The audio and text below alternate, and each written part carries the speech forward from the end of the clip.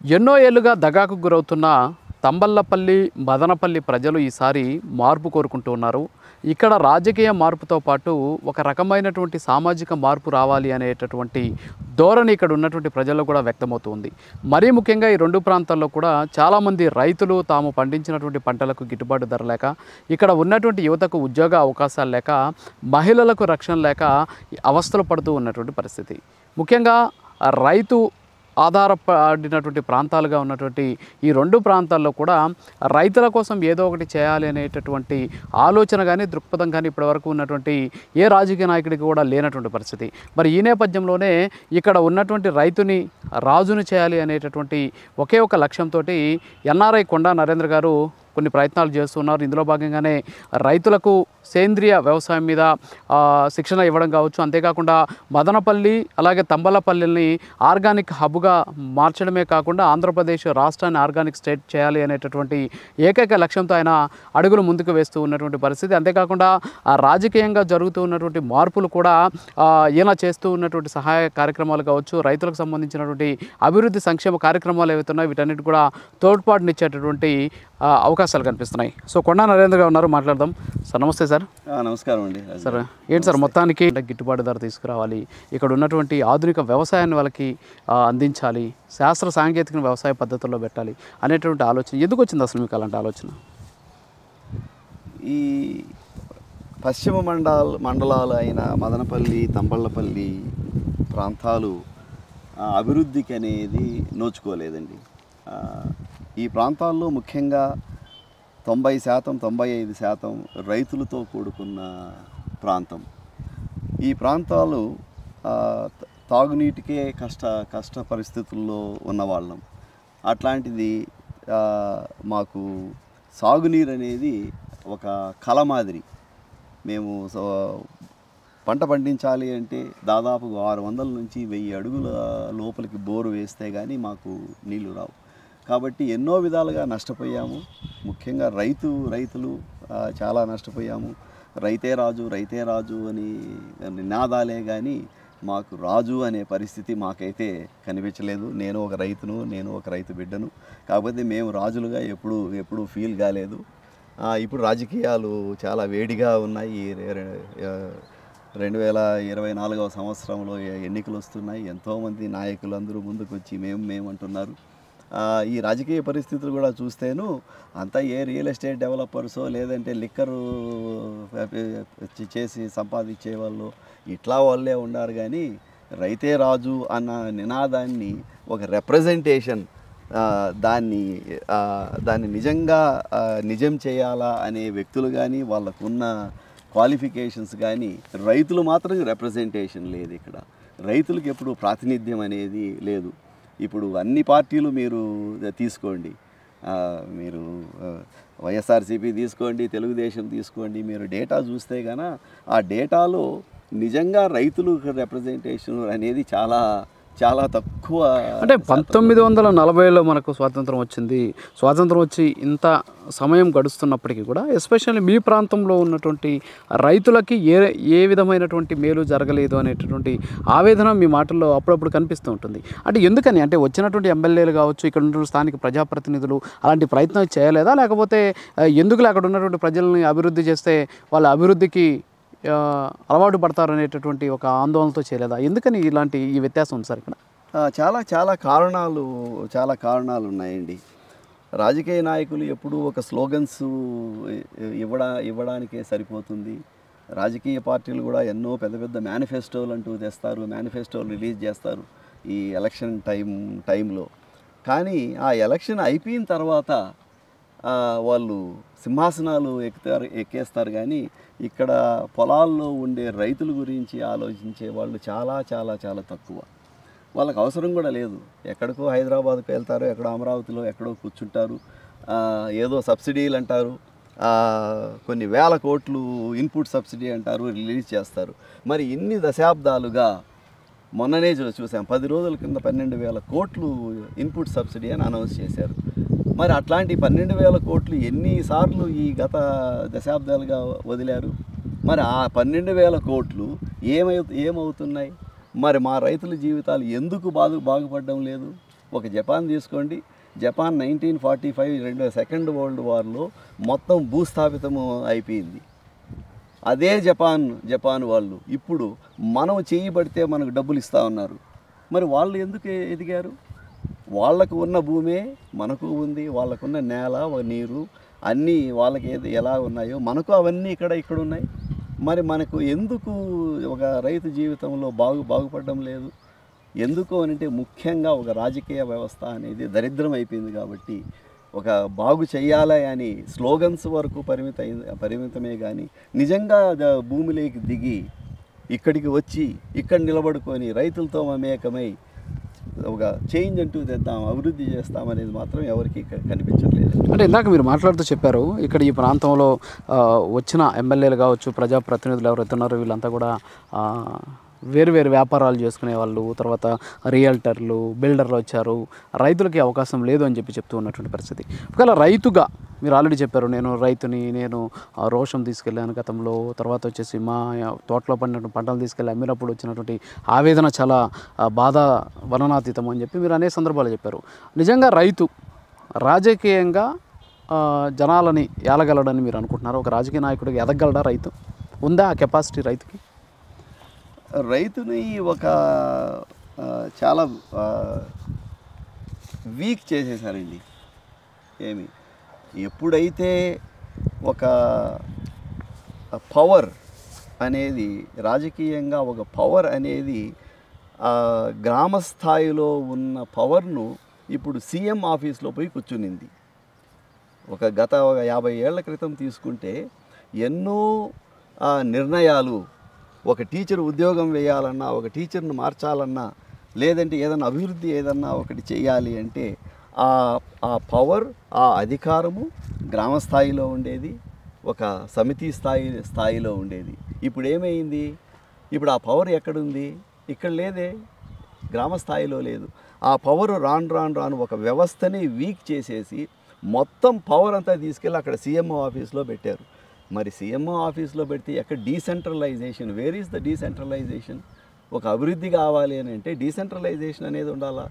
నా బతుకు నేను ఇక్కడ బాగుపరుచుకోవాలంటే ఇక్కడ డెసిషన్స్ తీసుకోవాలా, కానీ ఇక్కడ డెసిషన్స్ లేవు. ఒక మున్సిపాలిటీ తీసుకోండి, మున్సిపాలిటీ ఏదన్నా కావాలంటే సీఎం ఆఫీస్కి పరిగెత్తా పోవాలి, ఏదన్నా నిధులు కావాలంటే. What is it?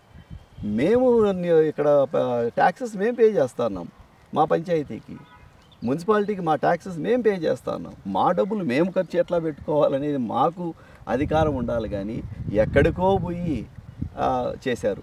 కాబట్టి ప్రాబ్లం అంతా ఎక్కడ ఏమైపోయింది? ఒక రాజకీయ వ్యవస్థ అంటూ డిస్ట్రక్షన్ అయిపోయింది, సెంట్రలైజ్ అయిపోయింది పవరు. తర్వాత ఏమైంది? ఈ బ్యూరోక్రసీ అనేది స్ట్రాంగ్ అయిపోయింది. ఒక బ్యూరోక్రసీనే ఒక పెద్ద గవర్నమెంట్ అయిపోయింది. వాళ్ళ చేతిలో ఇప్పుడు పవర్ వెళ్ళిపోయింది. ఒక ప్రజాప్రతినిధుల చేతిలో, ప్రజల చేతుల్లో పవర్ అనేది లేదు. కాబట్టి the problem is the government. ఇక్కడ సమస్య ఎవరో కాదు, ఒక సమస్య వచ్చి గవర్నమెంటే ఒక సమస్య. కాబట్టి గవర్నమెంట్ని ఎప్పుడు కానీ చిన్నగా చేయాలి. గవర్నమెంటు దాని బాధ్యతలు, గవర్నమెంట్ ఆ బాధ్యతలు ఉండాలి, కానీ గవర్నమెంట్కు ఎక్కువ పవర్ ఇచ్చేయడం అనేది చాలా పొరపాటు. ఇక్కడ సమస్య అంతా ఎవరు లేదండి, ఒక రాజకీయ వ్యవస్థ, ఈ bureaucracy. Government is the problem, not anybody. Government is the problem.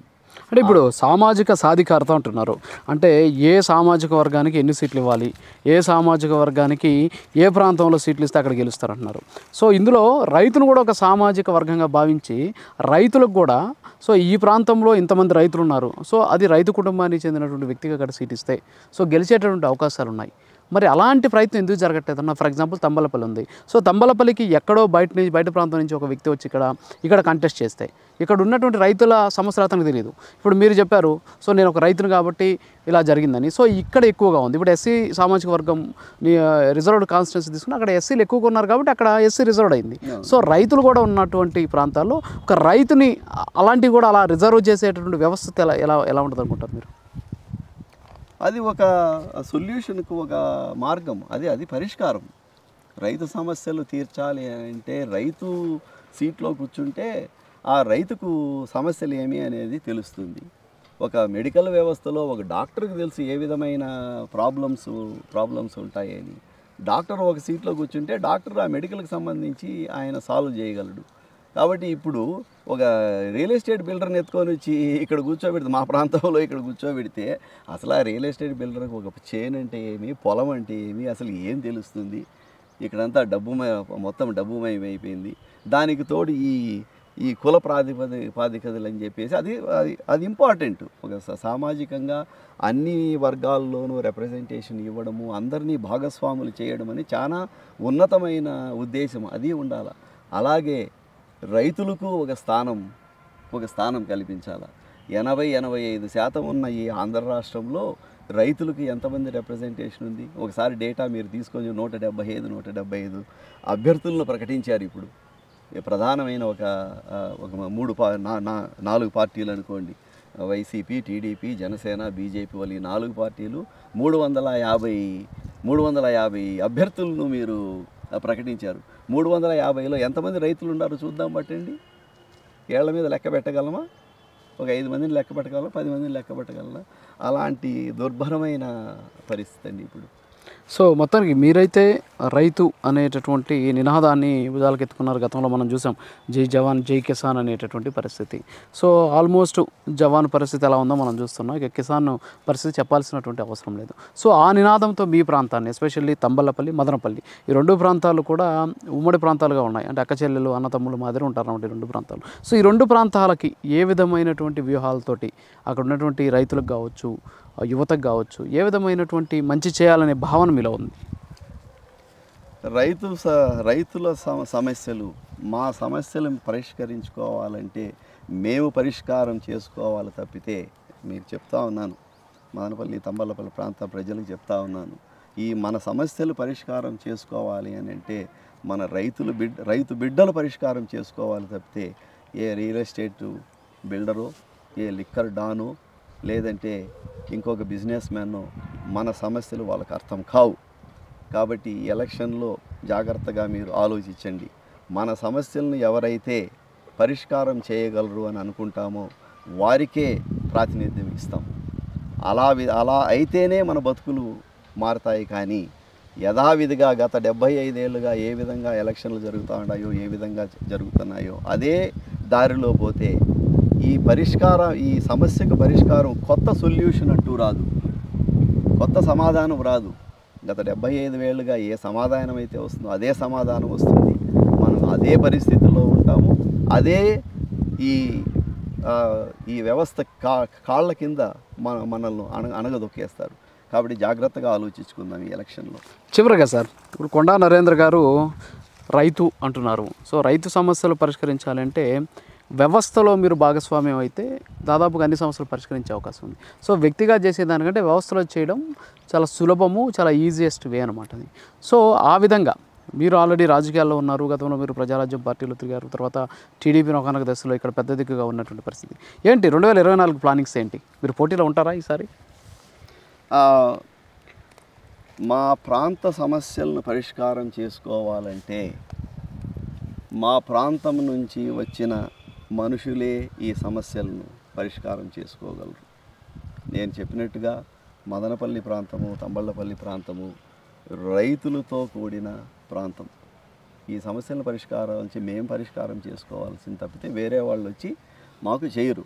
ఎందుకు అని అంటారా? మీరు తీసుకోండి, గత 76 ఏళ్ళుగా చరిత్ర తీసుకోండి. స్వాతంత్రం వచ్చినప్పటి నుంచి ఎవరైనా పరిష్కారం చేశారా? ఇప్పుడు ఇక్కడున్న ఫార్మర్, ఇక్కడున్న రైతు స్థితిగతులు, జీవన పరిణామాలు పెరిగాయా? లేదే. రోజు రోజుకు మేము క్షీణిస్తూ ఉన్నామే కానీ మేము ఎదుగుదలంటూ మాకు లేదు. కాబట్టి ఆ సమస్యలు పరిష్కారం చేసుకోవాలనే దృఢ నిశ్చయంతో నేను, నాలాంటి రైతు బిడ్డలు ఎంతోమంది, లక్షల కొద్దీ మంది మేమున్నాం. సో తప్పకుండా ఒక రాజకీయంగా మేము పార్టిసిపేట్ చేస్తాం. మేము ఎన్నికల్లో పాల్గొని మా సమస్యలు మేము పరిష్కారం చేసుకుంటాం. Thank you sir. సో మొత్తానికి ఒకటే కొండా నరేంద్ర గారు చెప్పడం జరుగుతుంది.